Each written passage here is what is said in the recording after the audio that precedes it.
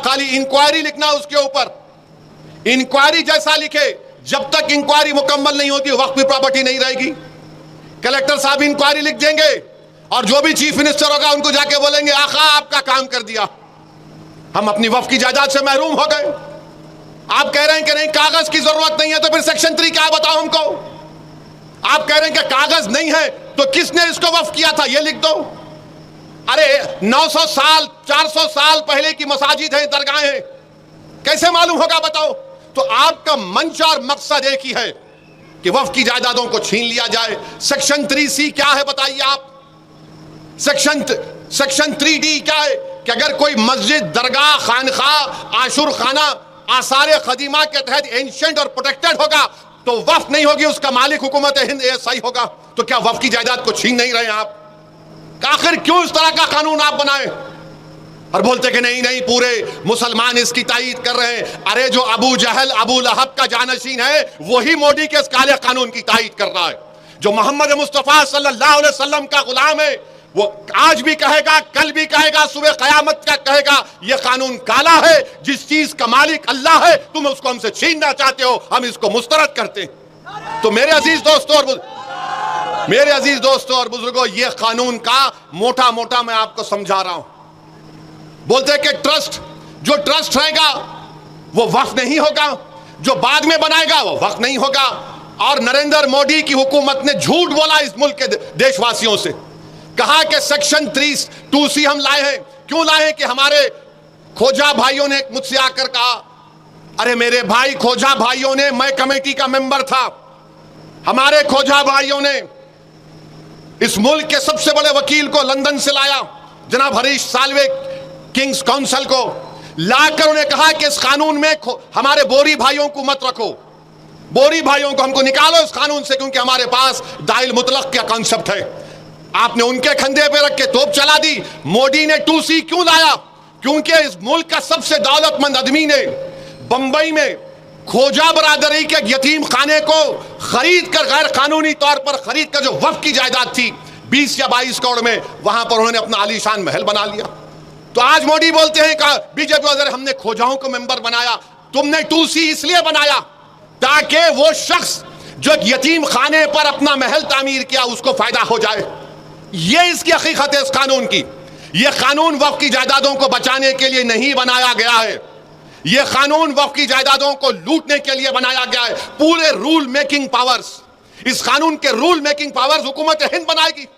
Prem hospital and modular test tube baby centre पिछले 30 वर्षों से निरंतर आपकी सेवा करते हुए अब और भी बेहतर रूप में बिजली बम्बा बाईपास पे भी state of the art infrastructure, 24 घंटे इमरजेंसी एवं ICU, gynaecology, obstetrics, laparoscopic surgery, laser surgery, cosmetic surgery, infertility, paediatrics, NICU, trauma आदि एडवांस्ड सुविधाओं के साथ कैशलेस सुविधा उपलब्ध है। Prem hospital, inspiring healing, empowering lives, near Shoprix mall, Bijli Bamba bypass, Meerut. अल्हम्दुलिल्लाह आप जानते हैं कि All India Muslim Personal Law Board की जानिब से पूरे मुल्क में वक्फ तरमीमी क़ानून के ख़िलाफ़ एहतजाजी जलसे मुनक़्क़द किए जा रहे हैं और हमारा एक ही मुतालबा है कि मरकज़ी हुकूमत को, इस मुल्क के, हमारे मुल्क के वज़ीर आज़म को और उनकी हुकूमत को इस काले क़ानून को वापस लेना है जो हमारे आइन और संविधान के फंडामेंटल राइट्स के ख़िलाफ़ बनाया गया है।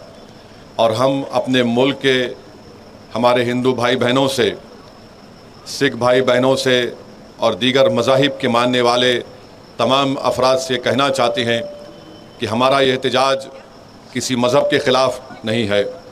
हमारा एहतजाज इसलिए है कि हम ये बताना चाहते हैं कि हम अपने मज़हब के तरीक़े से और अपने मज़हब के बताए हुए रास्ते के तहत हम अपनी ज़िंदगी को गुजारना चाहते हैं। और जैसा कि आपने अभी सुना मौजूद उलमा कराम के बसीरत व फ़रोज़ खिताबात के ज़रिए कि वफ़ मुसलमानों के लिए एक इबादत है।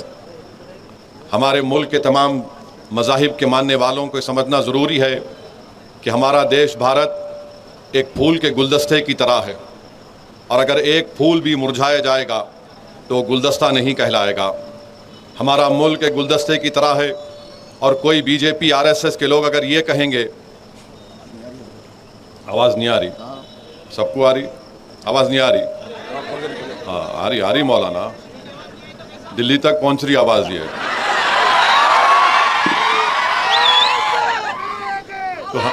तो सुनो, बीजेपी आरएसएस ये कहना चाहती है कि गुलाब का फूल है तो आरएसएस और मोदी बोल रहे नहीं, गुलाब की खुशबू नहीं निकालना, तुम चमेली की खुशबू निकालना।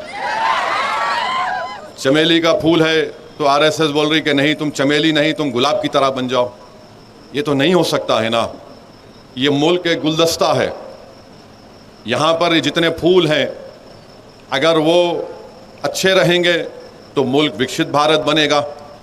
अगर आप उस गुलदस्ते से एक फूल को निकाल देंगे या उस फूल को सूखने देंगे तो वो गुलदस्ता नहीं रहेगा। भारत एक चमन है और हमेशा रहेगा इंशाअल्लाह ताला। हम तो चाहते हैं कि चमन हमेशा आबाद रहे, क्योंकि इस चमन में हमारे बुज़ुर्गों ने अपना खून पसीना इस चमन को खुशगवार बनाने के लिए इसमें अपना सब कुछ कुर्बान किया। ये क़ानून जो बनाया गया है वक्फ तरमीमी क़ानून, हम हमारे हिंदू भाइयों को, सिख भाइयों को, बौद्ध भाइयों को बताना चाह रहे हैं, आपके धर्म के बोर्डों में आप ही के मज़हब का आदमी मेंबर बन सकता है। तेलंगाना के एंडोमेंट बोर्ड में सिर्फ हिंदू धर्म के लोग ही मेंबर बन सकते हैं। सिख गुरुद्वारा प्रबंधक कमेटी में सिर्फ सिख ही लोग मेंबर बन सकते हैं। भारत के मुसलमान ये कहना चाह रहे हैं कि जब आपके धर्म के बोर्ड में आपके मज़हब के मानने वाले ही मेंबर बन सकते हैं तो मुसलमानों के धर्म के बोर्ड में आप कैसे दो गैर मुस्लिम को मेंबर बनाना चाहेंगे। हम यही कह रहे हैं कि आपके धर्म के बोर्ड में लिमिटेशन का कानून लागू नहीं होता है। लिमिटेशन के कानून का मतलब यह है कि अगर नलगुंडे में किसी एंडोमेंट की या मंदिर की या मूर्ति की जायदाद पर अगर कोई कब्जा करके 25 साल से भी बैठा तब भी वो मालिक नहीं बनता। मोदी ये कह रहे हैं कि अगर मुसलमानों की वक्फ की जायदाद पर कोई काबिज होता है उसको सिर्फ 12 साल दिखाना पड़ेगा कि वो काबिज है तो मैं उसको मालिक बना दूंगा। बताइए आप कौन सा इंसाफ है ये? आप बताइए कैसा कानून है ये कि हमारे मुल्क में आदिवासी लोग रहते हैं और आदिवासी लोग मुसलमान भी हो सकते हैं। पार्लियामेंट में कांग्रेस पार्टी से लक्षद्वीप से एक मुस्लिम एमपी है, हमदुल्ला सईद उनका नाम है, मुसलमान है, आदिवासी हैं, ट्राइबल हैं। उनके वालिद 9 मरतबा के एमपी थे कांग्रेस पार्टी से, राज्यसभा के, लोकसभा के डिप्टी स्पीकर भी थे। आपने कानून बना दिया कि शेड्यूल 5, शेड्यूल 6 में कोई वक्फ की प्रॉपर्टी नहीं दी जा सकती है। तो वो जो आदिवासी मुसलमान है क्या वो अपनी जायदाद को वक्फ नहीं कर सकेगा? क्या ये हमारे भारत की आईन के आर्टिकल 14 के खिलाफ नहीं है, आर्टिकल 15 के खिलाफ नहीं है, आर्टिकल 26 के खिलाफ नहीं है, आर्टिकल 29 के खिलाफ नहीं है? इस तरह का कानून बना दिया गया। उत्तर प्रदेश में, हरियाणा में, पंजाब में वक्फ इवैक्यू प्रॉपर्टीज है। जो लोग इस वतन को छोड़कर चले गए थे उन्होंने कहा कि मैं वतन को छोड़ रहा हूं मगर मैं ये जायदाद अल्लाह को उसका मालिक बनाता हूं। तो मोदी ने क्या कर दिया? कहा कि वो सेक्शन को उड़ा दिया आपने, लिमिटेशन के सेक्शन को उड़ा दिया, वक्फ इवैक्यू प्रॉपर्टीज के सेक्शन को उड़ा दिया। अगर नलगुंडे में कोई वक्फ इवैक्यू प्रॉपर्टी है तो वक्फ की प्रॉपर्टी नहीं रहेगी, कलेक्टर उसका, गवर्नमेंट उसकी मालिक बन जाएगी। आप कहां से वक्फ को बचा रहे हैं बताओ? फिर कानून यह बना दिया गया कि 6 महीने के अंदर वक्फ के पोर्टल के ऊपर आपको मौजूदा वक्फ को रजिस्टर करना पड़ेगा और अगर 6 महीने में नहीं करे तो वो वक्फ नहीं रहेगा, कोर्ट को जाओ। और अगर रजिस्टर करने गए तो कोई भी एक जोकर जाकर बोलेगा नहीं ये वक्फ की प्रॉपर्टी नहीं है, तो कलेक्टर साहब खाली इंक्वायरी लिखना उसके ऊपर, इंक्वायरी जैसा लिखे, जब तक इंक्वायरी मुकम्मल नहीं होती वक्फ की प्रॉपर्टी नहीं रहेगी। कलेक्टर साहब इंक्वायरी लिख देंगे और जो भी चीफ मिनिस्टर होगा उनको जाके बोलेंगे आखा आपका काम कर दिया, हम अपनी वक्फ की जायदाद से महरूम हो गए। आप कह रहे हैं कि नहीं कागज की जरूरत नहीं है, तो फिर सेक्शन 3 क्या बताओ हमको? आप कह रहे हैं कि कागज नहीं है तो किसने इसको वक्फ किया था ये लिख दो। अरे 900 साल 400 साल पहले की मसाजिद है, दरगाहें हैं, कैसे मालूम होगा बताओ? तो आपका मंच और मकसद एक ही है कि वक्फ की जायदादों को छीन लिया जाए। सेक्शन 3C क्या है बताइए आप? सेक्शन 3D क्या है कि अगर कोई मस्जिद, दरगाह, खानखा, आशुर खाना आसार कदीमा के तहत एंशिएंट और प्रोटेक्टेड होगा तो वक्फ नहीं होगी, उसका मालिक हुकूमत हिंद ASI होगा। तो क्या वक्फ की जायदाद को छीन नहीं रहे आप? आखिर क्यों इस तरह का कानून आप बनाए? और बोलते कि नहीं नहीं पूरे मुसलमान इसकी तायीद कर रहे हैं। अरे जो अबू जहल अबू लहब का जानशीन है वही मोदी के इस काले कानून की तायीद कर रहा है। जो मोहम्मद मुस्तफ़ा सल्लल्लाहु अलैहि वसल्लम का गुलाम है वो आज भी कहेगा, कल भी कहेगा, सुबह क़यामत का कहेगा ये कानून काला है। जिस चीज का मालिक अल्लाह है तुम उसको हमसे छीनना चाहते हो, हम इसको मुस्तरद करते हैं। तो मेरे अजीज दोस्तों और बुजुर्गों, ये कानून का मोटा मोटा मैं आपको समझा रहा हूं। बोलते हैं कि जो ट्रस्ट रहेगा वो वक्फ नहीं होगा, जो बाद में बनाएगा वो वक्फ नहीं होगा। और नरेंद्र मोदी की हुकूमत ने झूठ बोला इस मुल्क के देशवासियों से। कहा कि सेक्शन 3(2)(c) हम लाए हैं। क्यों लाए हैं? कि हमारे खोजा भाइयों ने मुझसे आकर कहा, अरे मेरे भाई खोजा भाइयों ने, मैं कमेटी का मेंबर था, हमारे खोजा भाइयों ने इस मुल्क के सबसे बड़े वकील को लंदन से लाया, जनाब हरीश साल्वे, किंग्स काउंसिल को लाकर उन्हें कहा कि इस कानून में हमारे बोरी भाइयों को मत रखो, बोरी भाइयों को हमको निकालो इस कानून से, क्योंकि हमारे पास दाइल मुतलक का कॉन्सेप्ट है। आपने उनके कंधे पे रख के तोप चला दी। मोदी ने 2C क्यों लाया? क्योंकि इस मुल्क का सबसे दौलतमंद आदमी ने बंबई में खोजा बरादरी के यतीम खाने को खरीद कर, गैर कानूनी तौर पर खरीद कर, जो वक्फ की जायदाद थी 20 या 22 करोड़ में, वहां पर उन्होंने अपना आलीशान महल बना लिया। तो आज मोदी बोलते हैं कि बीजेपी वाले हमने खोजाओं को मेंबर बनाया। तुमने 2C इसलिए बनाया ताकि वो शख्स जो यतीम खाने पर अपना महल तामीर किया उसको फायदा हो जाए। ये इसकी हकीकत है इस कानून की। यह कानून वक्फ की जायदादों को बचाने के लिए नहीं बनाया गया है, यह कानून वक्फ की जायदादों को लूटने के लिए बनाया गया है। पूरे रूल मेकिंग पावर्स, इस कानून के रूल मेकिंग पावर्स हुकूमत हिंद बनाएगी। तो क्या करेगी रियासती हुकूमत? अचार डाल के बैठेगी? कानून बनाने का काम तो रियासती हुकूमत का, उसके रूल्स बनाने का काम आप पूरे वो भी अख्तियारात छीन लिए जो फेडरलिज्म के खिलाफ है। मोदी बोलते हैं कि मैं मुस्लिम बहनों का, बेटियों का भाई हूं। कहां के भाई हैं आप? वक्फ का औलाद है। अगर कोई नलगुंडे में ये डिसाइड करता है, फैसला करता है कि मैं अब जिंदगी के आखिरी मरहले में आ गया हूं, मैं अपनी पूरी जायदाद को वक्फ का औलाद करता हूं, इसका मालिक अल्लाह होगा और इस जायदाद से जो फायदा होगा मेरी औलाद को उससे फायदा होगा, तो मोदी फजीलतुल शेख है, हजरत मौलाना है। माने पूरे दुनिया के उलेमा एक तरफ, मोदी का इल्म एक तरफ। यकीनन हजरत इब्लीस खुश हो रहे होंगे तुमको देखकर। क्या कह रहे हैं कि नहीं आप वक्फ का औलाद कर सकते हैं मगर बच्चों का हक नहीं मारना। अरे तुम होते कौन हो? मेरी जायदाद है, मेरी जायदाद है, मैं अल्लाह को उसका मालिक बना रहा हूं। तो कहां बेटी, कहां भाई, कहां बाप, कहां मां? मैं इन सब के ऊपर अपने रब को मानने वाला हूं। मैंने कहा कि रब को मालिक बनाता हूं। तो मोदी बोल रहे नहीं, बेटी का हिस्सा नहीं मारना। अच्छा, वो जो बच्ची जब आप चीफ मिनिस्टर थे, जिसका गैंग रेप उसके पड़ोसियों ने मिलकर किया था, उस बच्ची का जिसका नाम बिल्किस बानो है, आपकी हुकूमत ने, आपके होम मिनिस्टर ने, देश के होम मिनिस्टर ने उस बच्ची की असमत रेजी करने वालों को, उस बच्ची के सामने उसकी 6 महीने की बच्ची को जान से मारने वालों को आपने छोड़ दिया। सुप्रीम कोर्ट ने उस पर रोक लगाई। क्या मोदी और बीजेपी के लोग बिल्किस बानो की आंख में आंख डाल के बात कर सकते हैं? नहीं कर सकते आप। अरे ये हमारी जायदाद है। आइन, हमारे आइन में आर्टिकल 300 क्या है जो हमको इख्तियार देता है हम किसको भी दें।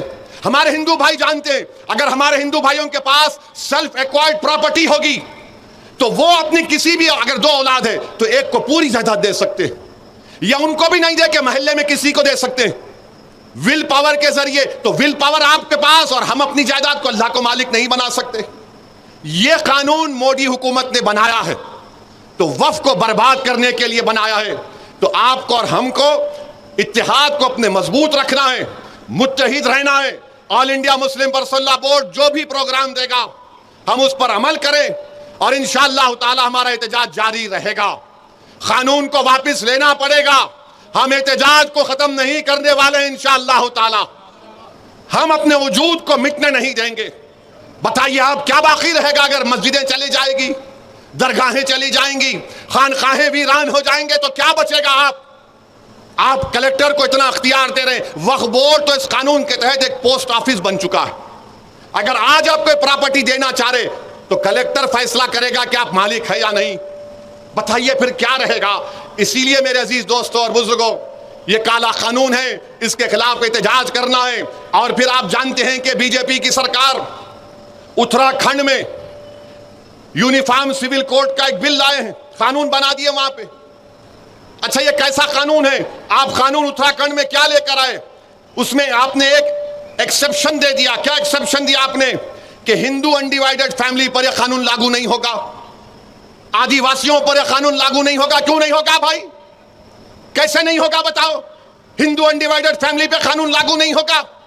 अरे क्या कोई हिंदू अपनी शादी मुसलमानों के तरीके से कर सकता है? नहीं कर सकता।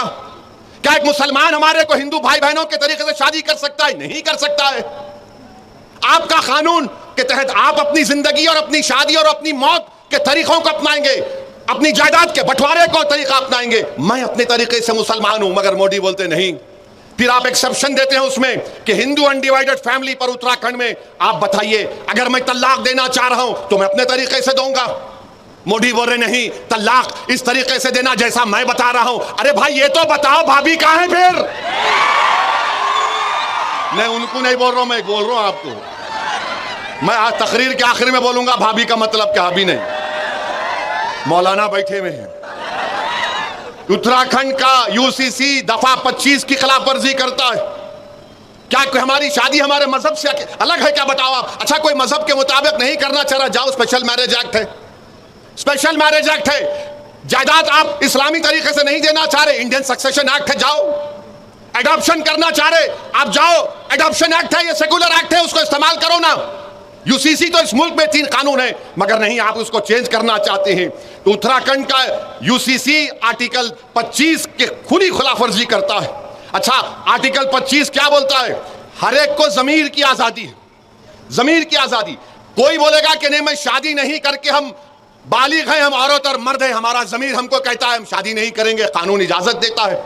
मेरा जमीर यह बोलता है कि तुम किसी गैर महरम को हाथ भी नहीं लगा सकते जब तक तुम निकाह नहीं करते, ये हमारा जमीर है। तो जमीर क्या एक हो सकता है किसी का? बताइए आप। नहीं हो सकता है। तो ये उन्होंने ये कर दिया। आर्टिकल 14 का वायलेशन है कि सिर्फ अनडिवाइडेड हिंदू फैमिली पर और आदिवासियों पर लागू नहीं होगा। तो मेरे अजीज दोस्तों और बुजुर्गों, इसी उत्तराखंड में 170 मदरसों को सील कर दिया गया। क्यों सील किया गया? कि उनके पास रजिस्ट्रेशन नहीं है। और आपको जानकर तकलीफ होगी कि मदरसों को एस्टैब्लिश करना आइन के दफा 30 के तहत right to establish and administer की बात करता है। फिर उत्तर प्रदेश में 350 मजहबी मुकामात को, जिसमें मदरसे हैं, मस्जिदें हैं, मजार, ईदगाहें, उनकी निशानदेही कर दी गई और सीलिंग कर दिया गया या फिर उसको डेमोलिशन कर दिया जाएगा। मई 10 और 11 को 104 मदरसों को, एक मस्जिद को, ईदगाहों को ये कहे कर तोड़ दिया गया कि ये पब्लिक और किसी की जाती जमीन पर श्रावस्ती में बनाई गई है। तो मेरे अजीज दोस्तों और बुजुर्गों, ये हालात हैं।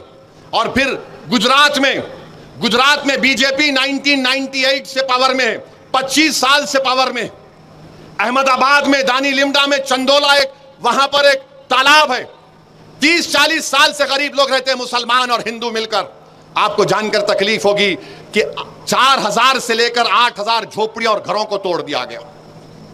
4000 से 8000 झोपड़ी और घरों को तोड़ दिया गया। और क्या कहा गया कि यहां पर से बांग्लादेशी निकले हैं। अरे भाई, 25 साल से आप हुकूमत कर रहे हैं। आपने 1900-2000 लोगों को वहां से पुलिस ने उठाया, 90% लोगों को आपने छोड़ दिया कि भारत के नागरिक है। मगर आपने 4000, मीडिया के रिपोर्ट से 4000 से लेकर 8000 के दरमियान झोपड़ी और घरों को तोड़ दिया। बताइए कहां जाएंगे ये गरीब? इस देश में गरीबों का क्या होगा? क्या गरीब अगर मुसलमान है, हिंदू है, दलित है, बैकवर्ड क्लास है, आज वो दलित रोड पर है, बांग्लादेशी क्या करना है? अच्छा, अगर बांग्लादेशी है तो फॉरेनर्स ट्राइब्यूनल क्यों है? 25 साल से आप हुकूमत में है। मैं पढ़ कर तकलीफ होती है कि उन पर क्या गुजर रही होगी। बहरहाल मेरे अजीज दोस्तों और बुजुर्गों, क्योंकि हमको सदर all India Muslim Personal Law board को भी सुनना है, मैं आखिर में सिर्फ आपसे यह भी कहूंगा कि आप मुत्तहिद रहिए, यकीनन अपने अपने मसलक पर रहिए, मगर याद रखिए निफाक, और अगर निफाक कोई पैदा करना चाहता है तो उनसे होशियार रहिए। मुझे मालूम हुआ कि नलगुंडे में बाज लोग ये उम्मीद कर रहे थे कि बारिश होगी तो जलसा नहीं होगा। प्यारे, बारिश नहीं हुई है। अब जो आवाम देख ली, अब तुम पे जब बारिश होंगी आवाम की तो जरा तैयार रहना वो बारिश के लिए भी। मेरे अजीज दोस्तों और बुजुर्गों, अपनी मस्जिदों की हिफाजत करिए, मस्जिदों को आबाद रखो, अपने खानखाहों को आबाद रखो, अपने दरगाहों को बचाओ, इबादत गाहों को बचाइए। और याद रखिए कि गज़ा में पिछले 2.5-3 महीने से कोई खाना गज़ा के फलस्तीनियों के पास नहीं है। 4,80,000 लोग भूखे हैं, जिसमें 70,000 बच्चे हैं और 17,000 हमारी बेटियां हैं। कोई खाना नहीं है उनके पास। वाह ये तहजीबी दुनिया, वाह ये मगरिबी दुनिया जो सारी दुनिया को दर्स देती है ह्यूमन राइट्स का। अरे तुमने उन गज़ा के फलस्तीनियों पर जो जुल्म का पहाड़ ढाया है, कभी तारीख तुमको माफ नहीं करेगी। और हमको यकीन है, हमारा ईमान, हमारा विजदान पुकार पुकार कर कह रहा है, अल्लाह रज़ाक है, अल्लाह जब्बार है, अल्लाह सत्तार है, अल्लाह गफ्फार है, अल्लाह लतीफ है। इंशाअल्लाह ताला अल्लाह इन्हीं को गालिब करेगा। इंशाअल्लाह ताला अल्लाह इन्हीं को गालिब करेगा। जो लोग आज मासूम बच्चे रो रो कर मर रहे हैं, जो हमारी बेटियां रातों में रो रो कर तड़प रही हैं खाने के लिए, अल्लाह से हमारी दुआ है कि परवरदिगार आप उन पर आसमानों से रहम फरमा दीजिए। मेरे अजीज दोस्तों और बुजुर्गों, और आखिर में मैंने कहा था कि भाभी के बारे में बोलूंगा। हज़रत माफी चाहता हूं, जरा बाजू जा रहा हूं। अभी हमारे भोपाल के हमारे एमएलए साहब, मेरे छोटे भाई ने खत लिखे और खत में कहा कि ओवैसी साहब आप हुकूमत के डेलीगेशन में जा रहे हैं हमारे मध्य प्रदेश में। वहां के एक वजीर ने हमारे भारतीय फौज की एक बेबाक हमारी बेटी के ताल्लुक से कोई अनाप शनाप बक दिया। आप जरा पूछ लीजिए गवर्नमेंट से, क्योंकि अगर आप इन ममालिक में जाएंगे तो आपसे सवाल होगा। पहले तो मैं कहना चाह रहा हूं कि दुनिया में कोई ऐसा माइका लाल पैदा नहीं हुआ है जिसके सवाल का जवाब अल्लाह उसके रसूल के सदक़े में ओवैसी ना दे, तो मैं जवाब दे सकता हूं। दूसरा, ये आपके पार्टी के भी लोग जा रहे ना, हमसे ही पूछ रहे, और कोई बोल रहे नहीं आपके साथ वो बीजेपी का एमपी है, आप उसके साथ क्यों जा रहे? तो क्या पार्लियामेंट में हम नहीं बैठना उनके साथ? आप वोट डाले तो मेरे भाई मेरा हाल ऐसा हो गया कि गरीब की जोरू सबकी भाभी बनी हुई है। अब बोलते ना गरीब की जोरू सबकी भाभी, ऐसा लगता है इनको। बोलो अरे क्या मैं हूं, दिख गया तुम्हारे को? पूरे हैं ना इसमें, मगर अल्हम्दुलिल्लाह उनको इसलिए बोलते हैं कि उनको मालूम कि हाँ ये बेबाक तरीके से बोलता है। दिल से मानते हैं मगर जबान से इकरार नहीं करते, अलग बात है। दिल से मानते हैं कि हाँ ये बेबाक तरीके से बोल रहा है। बहरहाल हम हुकूमत से मुतालबा करते कि आपको इस काले कानून को वापस लेना है और 25 तारीख के दिन आपको क्या है, इंसानी जंजीर, ह्यूमन चेन ऐसा पकड़ के ठहरना, कट ऐसा टाइट टाइट पकड़ के पूरे ठहर जाना। बुजुर्ग बड़े बच्चे, अगर घर में हमारी बेटी भाभी बोली हाँ बोलते उनको भी ला लेना, छोड़ना नहीं दूसरों की तरह। ना ना ना, दूसरे कर दिए मगर आप नहीं करना। ये वफ़ का मामला है, मुत्तहिदा तौर पर अपने इस एहतजाज में शामिल होइए और इसको कामयाब करिए। वाखिर दावा अल्हम्दुलिल्लाहि रब्बिल आलमीन।